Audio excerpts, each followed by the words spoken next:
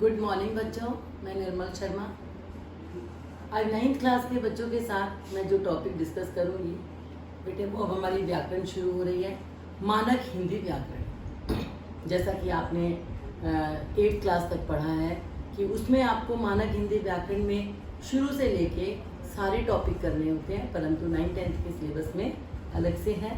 9th class में आपके 4 topic हैं व्याकरण में, जिसमें उपसर्ग, प्रत्यय, आपके समास और आपके अर्थ के आधार पर वाक्य भेद और साथ ही में आपके अलंकार। तो आज जो मैं टॉपिक शुरू कर रही हूँ वो है उपसर्ग। बच्चे, शब्द निर्माण से अभिप्राय है नए नए शब्दों को बनाना। इन नए शब्दों को बनाने के लिए मूल शब्दों में कुछ शब्दांशों का प्रयोग होता है। हिंदी भाषा में शब्दों का निर्माण उपसर्ग, प्रत्यय, संधि एवं समास के योग से होता है। जैसे सु जमा योग, सुयोग उपसर्ग की सहायता से हुआ बेटा। पहाड़ जमा ई, पहाड़ी, इसमें प्रत्यय की सहायता लगी। हिम जमा आलय, हिमालय, ये संधि से बना। पाठ जमा शाला, पाठशाला, ये समास से। तो बच्चे, ये मैंने आपको समझाया शब्द निर्माण। शब्दांश, हम उपसर्ग की जो परिभाषा बताते हैं उसमें ध्यान से देखना। उपसर्ग शब्द उप जमा सर्ग शब्दों के मेल से बना है।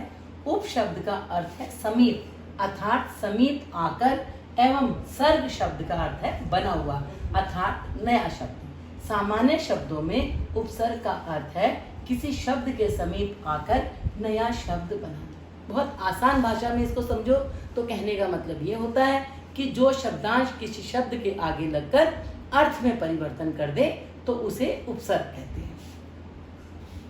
उपसर्ग वे लघुतम शब्दांश हैं जो शब्द के प्रारंभ में जुड़कर नए शब्द की रचना करते हैं। उपसर्ग अव्यय होते हैं। इनका प्रयोग कभी भी स्वतंत्र रूप से नहीं होता, क्योंकि ये शब्दांश होते हैं। शब्दांश बेटे कि शब्द का अंश, इन्हें शब्द के आरंभ में जोड़ा जाता है।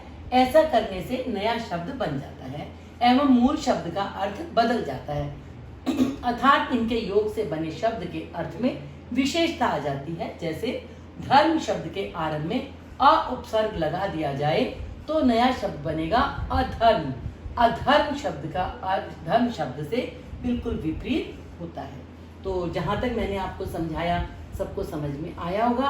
अब इसकी परिभाषा जो हम लिखेंगे कि जो शब्दांश शब्दों के प्रारंभ में जुड़कर किसी नए शब्द का निर्माण करते हैं तथा उसके अर्थ में विशेषता या परिवर्तन करते उपसर्ग कहलाते हैं। प्र जमा हार यानी कि प्रहार। अब इसमें बहुत सारे उदाहरण दिए बेटे मैंने आपको। सु जमा पुत्र, सुपुत्र। आ जमा हार, आहार। कु जमा कर्म, कुकर्म। दुर जमा बल, दुर्बल। यह आपने देखा रै का हलन था और इसमें आगे रै के ऊपर मात्रा लगी। उपयुक्त उदाहरणों से स्पष्ट हो जाता है कि मूल शब्द में उपसर्ग के लगने से जो नया शब्द बनता है उसका अर्थ पहले के अर्थ से भिन्न होता है। अब बेटे इसमें क्या है कि उपसर्ग के हमें प्रकार बताए हैं। उपसर्गों को सामान्यतः 3 भागों में बांटा जा सकता है।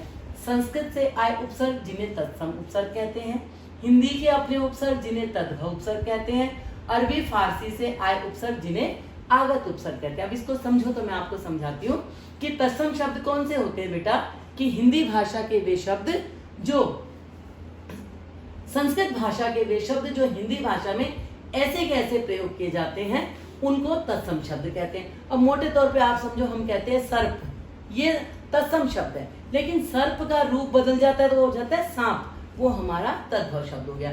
तो मैं अपनी पीडीएफ में आपको ये सारे दूंगी और ये आपको अपनी नोटबुक में भी करने हैं। और बेटे 9th क्लास में हिंदी व्याकरण की नोटबुक आपने अलग से लगानी है। तत्सम उपसर्ग ये सारे दिए हैं, इनके एग्जाम्पल आपको दिए गए हैं। इसी तरह से आपके नीचे तद्भव उपसर्ग के एग्जाम्पल दिए गए हैं और आगत के दिए गए। ये सारा काम जो है ये सारा बेटा आज का आपका होमवर्क है और आप सब बच्चों को अपनी नोटबुक में इसको करना है। तो क्योंकि शुरू में मैंने आपको सिर्फ उपसर्ग कराया है और आज की वीडियो में इतना ही। बहुत अच्छे से ध्यान से आप इसको समझेंगे और करेंगे। पर बेटे साथ ही मैं आपको ये भी बता दूं, लर्निंग के काम में मैंने आपको कृतिका के 3 चैप्टर जो कराए हैं वो दिए हैं। 15 तारीख को जैसे कि आपका टेस्ट है उस समय उसी में से आपको असाइनमेंट कम टेस्ट दिया जाएगा। तो आज के लिए इतना ही, धन्यवाद।